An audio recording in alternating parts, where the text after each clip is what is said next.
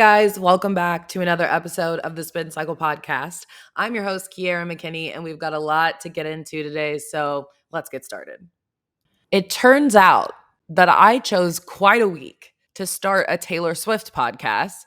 The first episode of Easter Egg Hunt dropped last Wednesday, and on that very day that I dropped the podcast, the news broke via Dumois that Taylor Swift has actually been, I guess, flirting, talking to, hanging out with Matty Healy from the 1975. And people have a lot of thoughts and feelings about this. A lot of people think it simply can't be true. I think that it's probably true.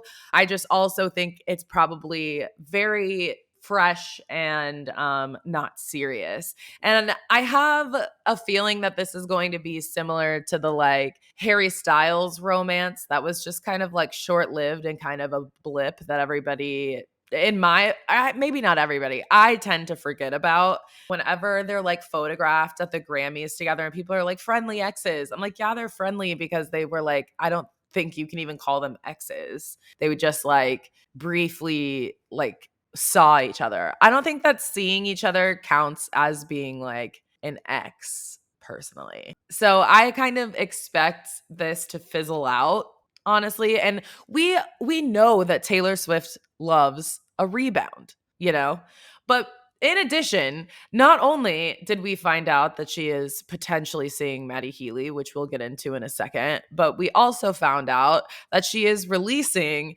Speak Now, Taylor's version on July 7th. And the crazy thing about that is that she announced it during her Nashville show where Matty Healy was in the audience, which is crazy. Anyway, so lots of Taylor Swift news, even though, yes, I started another podcast so that I wouldn't take up all the time on this podcast talking about Taylor Swift. We have to talk about it. So we're going to get into that momentarily. So I'm just going to say all of this up top because otherwise I'll sound like I'm beating a dead horse. But I predicted all of this Taylor Swift shit. I don't know how. I'm not even listen, I am a Taylor Swift fan, but I am not a Swiftie. The Swifties have a lot of feelings about about who Taylor dates. And they feel, I don't know, other people have a way more established parasocial relationship with Taylor Swift than I do. To me, I am a huge fan of Taylor Swift, don't get me wrong, but I don't feel like I know that woman. I do relate to her on the level of being a millennial Sagittarius creative. So, I mean, I do share a lot of traits with her, I suppose. However, I kind of recognize that there's so much distance between she and I. Despite this, I don't know how that's what I'm saying. I don't know how I have somehow predicted that she would be dating Matty Healy. I literally told my husband, because he was like, who do you think she's going to date next when she and Joe broke up? And I was like, probably somebody like Matty Healy from the 1975. I can't, I swear. And I wish that's I don't have any concrete proof, no evidence of this prediction, but my husband did say, oh my God, you predicted that. So that's all I needed. But also, there is evidence that exists on this channel, on this, whatever you're listening to me on right now, whether you're on the tubes or whatever. There's evidence on this podcast and Easter Egg Hunt of me predicting that Speak Now was coming, and I was fucking right. So getting that out of the way up top so that I don't just keep saying over and over again, and then I predicted this, and then I predicted this. I'm just going to say it now. And then, yeah, it's just so you know. All right, let's talk about it. So here's what you need to know about Matty Healy. He is the lead singer of the band The 1975. Like I said, he's also British. She loves a Brit. I don't know what it is about them, but she loves them. If you're thinking to yourself, well, if he's British, how has she been able to hang out with him? She's been touring. Well, let me just tell you. If you recall, the day that the news broke about Taylor and Joe's breakup, she was spotted in London filming a music video. So right after the news broke, she was in London. So another thing to know about these two people is that they did kind of like briefly talk, I guess, back in 2013, 2014. They were like photographed like exchanging numbers at some point by the Daily Mail, but Matty said to the media that it would be emasculating to be dating Taylor Swift. And that's kind of like generally like kind of how Matty Healy is. He's a little bit of a bad boy. He like doesn't always like, he's not very like PC. He's kind of controversial, I guess. And he's dated Halsey, which I never in my life, I never would have guessed that in any realm of the imagination that Halsey and Taylor Swift would be Eskimo sisters. That just like doesn't compute to me. He also dated FKA Twigs. So that's interesting too. Yeah, it's like I don't know. It's kind of like going from like Grimes to like Britney Spears. You know what I mean? It's like you go from like a weirdo to a cookie cutter. That's kind of like a strange jump, in my opinion. But okay, I don't know. Also, okay, Matty Healy does this bit, and to me, it's like it annoys me that people take it seriously, actually, because to me, it's so clearly a bit. But he does this thing where he'll like pretend like he's gonna go on a problematic rant on the mic and say something like, "I don't know if this is racist to say, but," and then like his guitar player will like come in and start playing the song. And it's just like a joke that he does, like that they're gonna like save him from being canceled by like interrupting his rant with playing the guitar. It's a joke. He does it at like every show, and people still like write about it as though it's real. And I'm like, he does this consistently. It's kind of like, do you remember when Charlie Puth, I hate that name. That's such a stupid name. Charlie Puth. I hate that. I'm sorry. If you're out there listening and your last name is Puth, change it. Anyway, it's kind of like when Charlie Puth and Benny Blanco were like beefing on TikTok and you couldn't tell if it was real or not. And like it started to go on for so long that people are like, wait, is this actually real? And I think that's the phenomenon that's happening with this right now. But to me, it's just so clear that it's like a funny thing that like he and his band are doing. People like, it's not real. Anyway.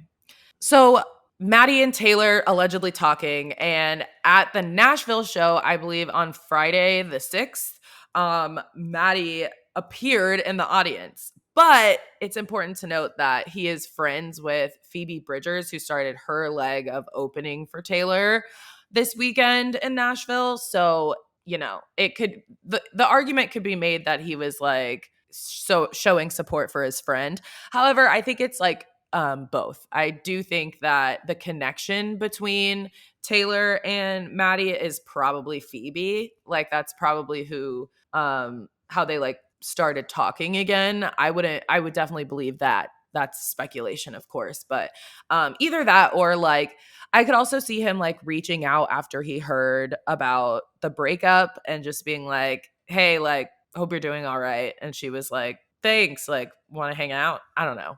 Again, who knows?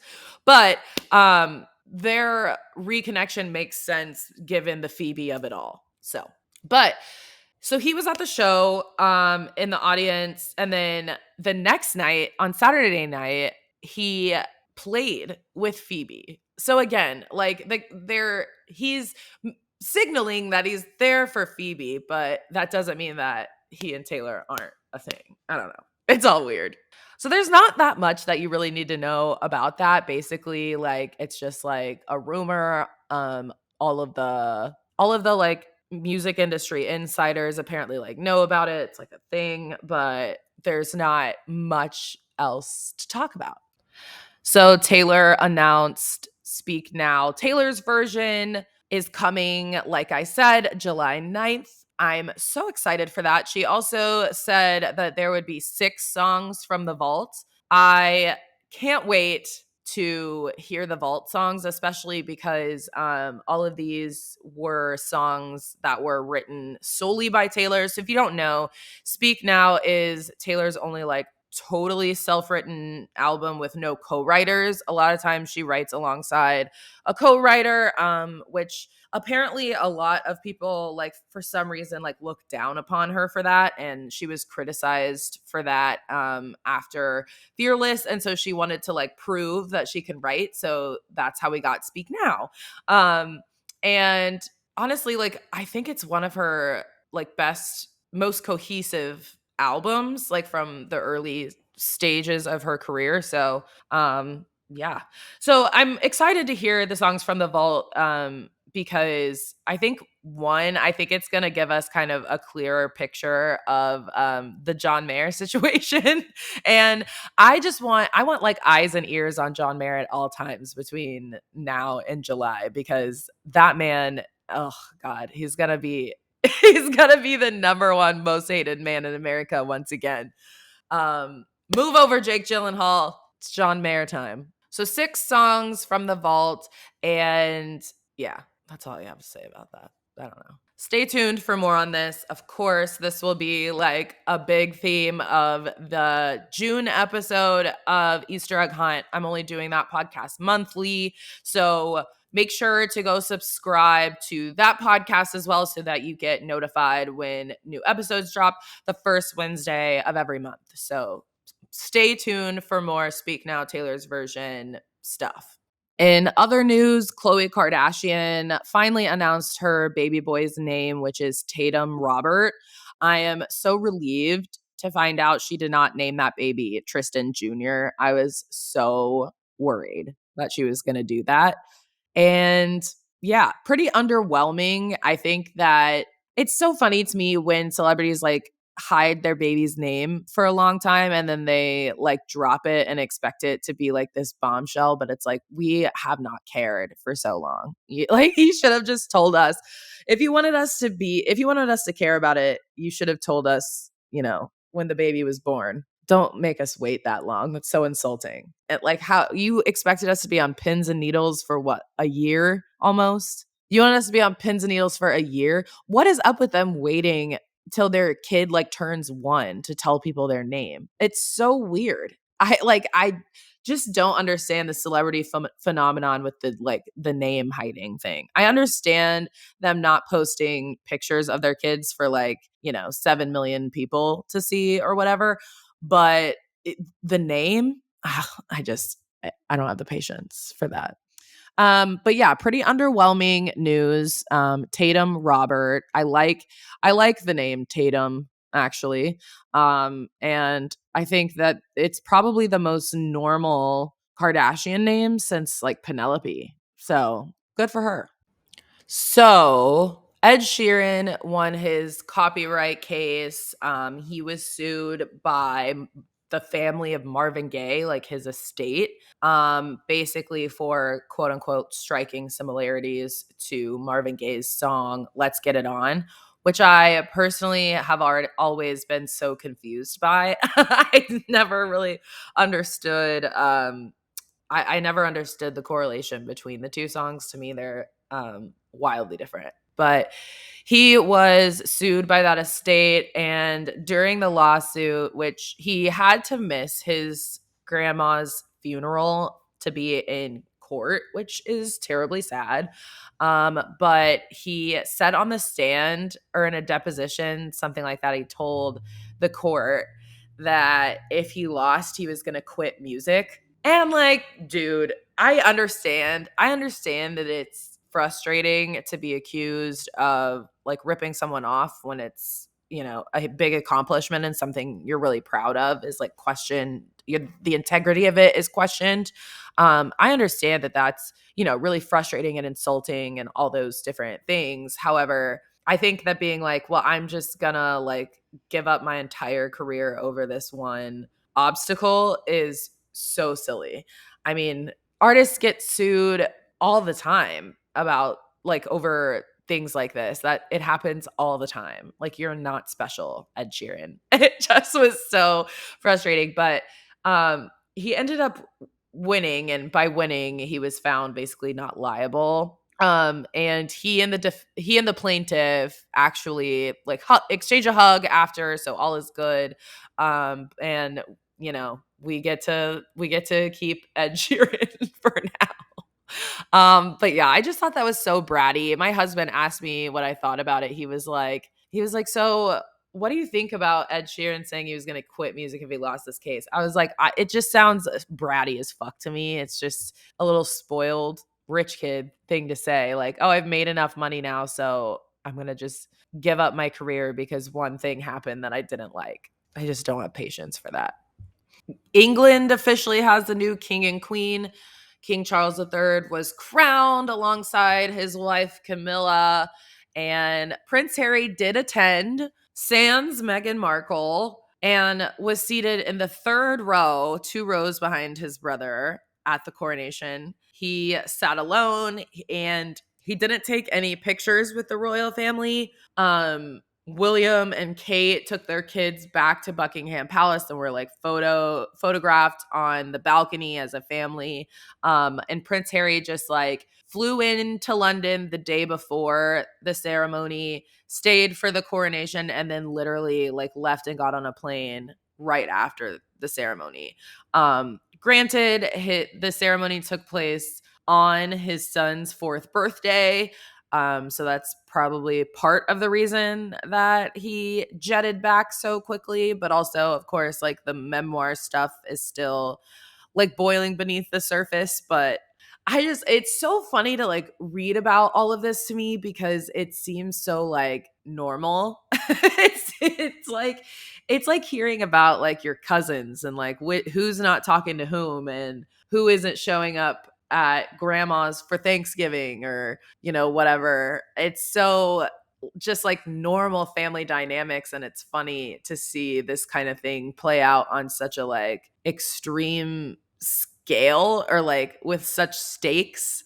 I guess it's just family dynamics are so funny to me anyway. But the fact that this royal family, the royal family, really, um, like just how do I explain this? It's like the royal family colliding with Hollywood is so insane and like grandiose, but then at the end of the day their issues are just the same as everybody else's, and it's just like a little bit funny to me.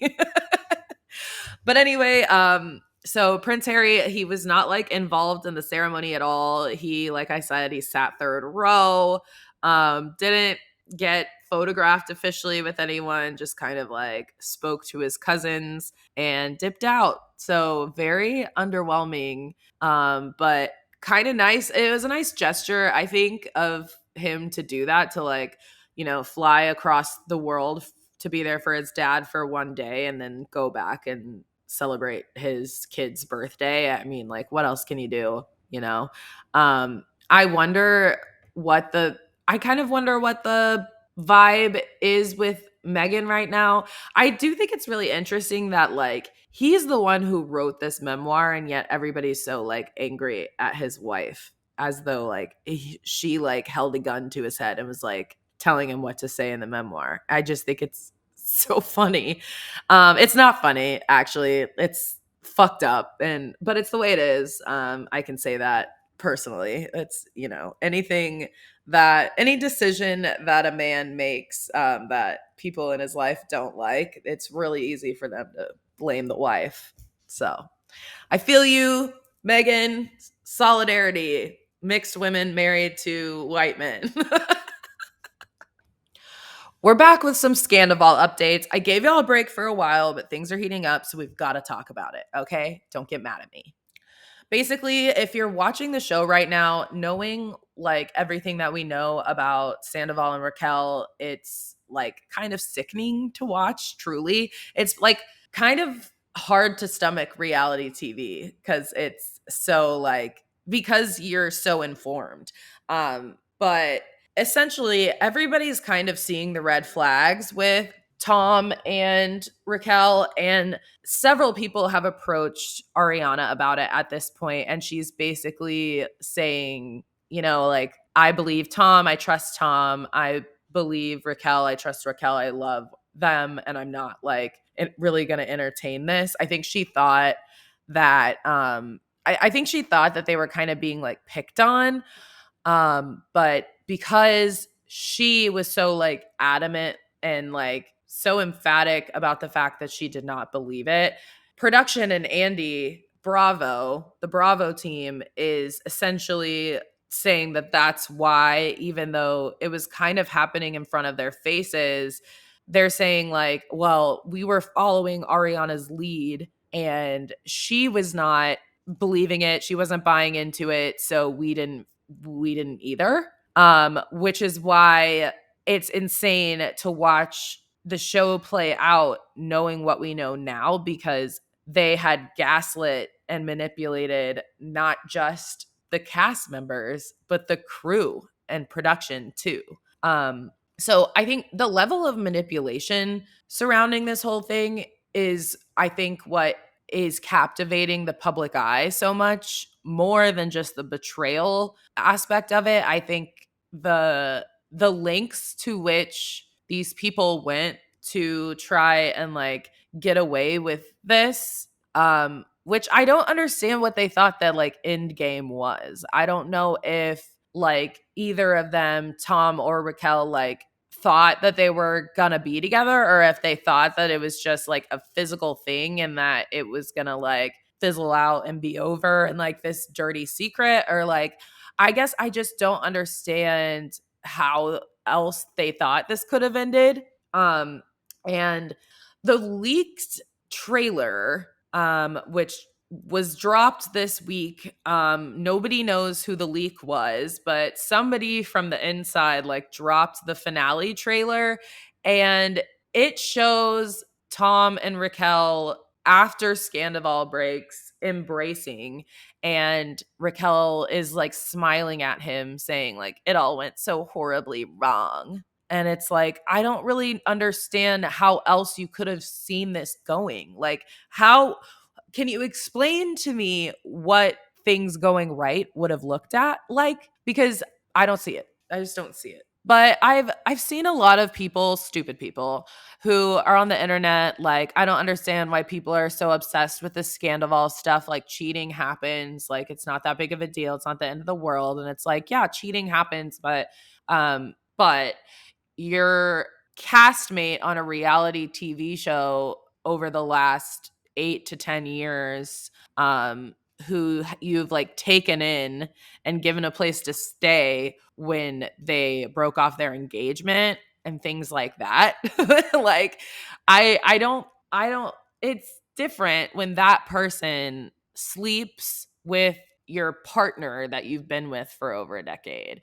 That's not just cheating. And I don't really understand the like cheating is cheating and like it's either the end of the world or it's not a big deal. Is like the cheating is cheating, people. And I'm like, I don't really understand your perspective, but I guess to me, like I said, it's way more than just the cheating or the betrayal or like, whatever.